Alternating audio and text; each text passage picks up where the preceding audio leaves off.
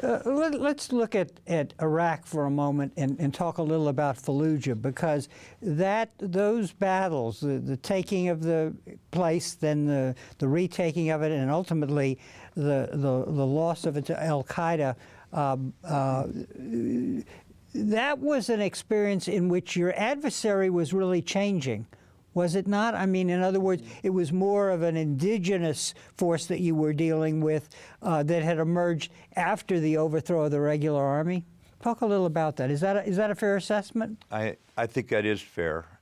What had happened was Al-Qaeda was now moving in strength, and the Sunni tribes, very disillusioned since the Sunni minority had dominated Iraq and the Shia majority, they were very disappointed when Saddam was overthrown.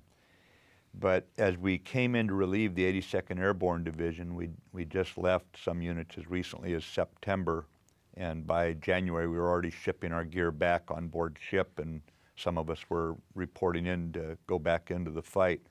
During that interim, it had turned from an area down south where I'd only lost 2 men killed and about 50 wounded over 5 months, and I think that was mostly criminal elements, into a full-fledged insurgency out in the Sunni Triangle. So we had a view towards how we could turn them around. Brigadier General John Kelly, my assistant division commander, had gone in. He was convinced we could turn the Sunni tribes against Al-Qaeda. Frankly, we didn't think it'd take us 5 years to do it, but we had a vision of where we wanted to go.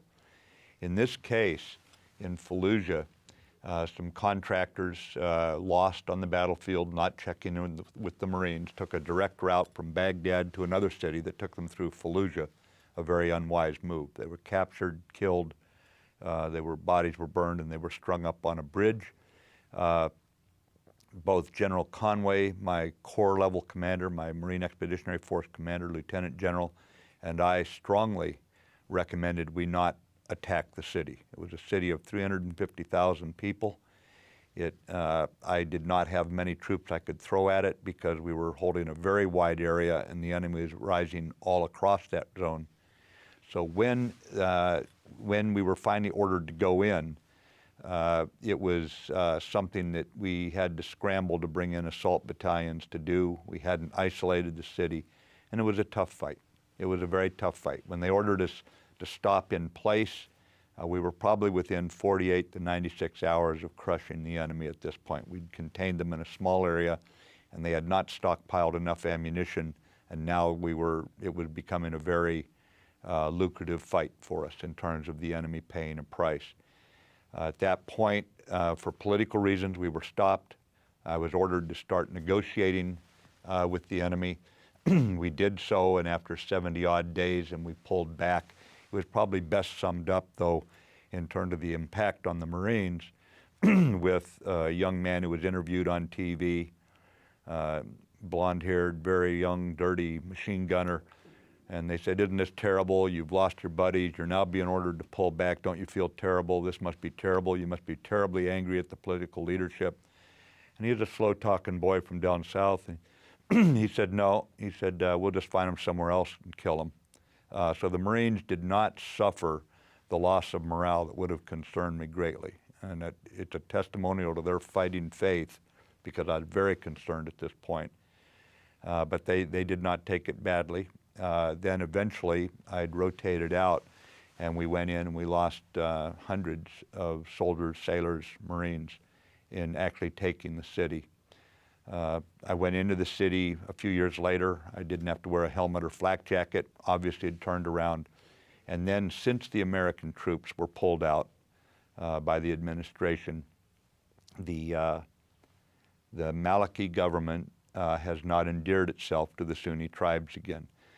So I don't think the city's fallen to Al-Qaeda. Certainly the Sunni tribes do not want the Iraqi army. They see it as the Shia army in their town. Fallujah's always been a rather tough town throughout history.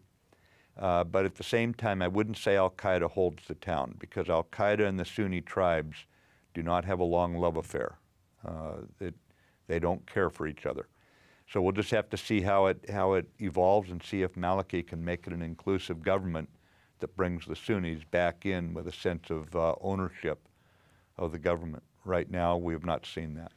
In your description of your Corps and of the sense of duty and responsibility, what sort of problem is posed by the frustration of leaving Iraq completely? I mean, is it something because of the training and the focus on the job and the responsibility to civilian leadership that it's not as much of a problem? It can be transcended, the frustration of, after all of these battles, having to leave Iraq and not being able to do the mentoring that was really necessary for the Iraqi forces. Yeah, the Iraqi forces were very immature still. I mean, they'd been put together in the midst of a murderous war. They hadn't had time to grow the institutions. Certainly there was the ethical consideration that we were not there on the scene to guide them and make certain that the weapons we had given them, the training we'd given them, were not used for unethical reasons in a region that is just fraught with polarities, tribal, religious, this sort of thing. So certainly we felt an ethical, a moral responsibility that we stay there. But also, if you look at World War II, certainly we brought most of our troops home from Japan and Germany when the war was over, but we didn't bring them all home. We weren't willing to say we're going to spend that amount of life and treasure and then just turn around and walk away. And by 1948, of course, we're building up NATO because of the Iron Curtain and the Soviet Union. And the troops in Japan a couple years later would be deployed to Korea to fight against the communist advance there. And so there's also a sense of don't snatch defeat out of the jaws of victory. It was a victory. The Iraqi people had a chance to make it happen. Plus there was the sense that with the Americans there, it was harder to deal harshly with the Kurdish or with the Sunni minorities. America is a pluralistic society, and we don't think if one side wins an election that the other side simply has no rights. So there was a sense that we could help cement the kind of the fruits of the victory we'd achieved, the military victory. It was not a total victory. So that's kind of where we were coming from and why we recommended that we keep troops there. The political decision by President Obama was we would not keep troops there.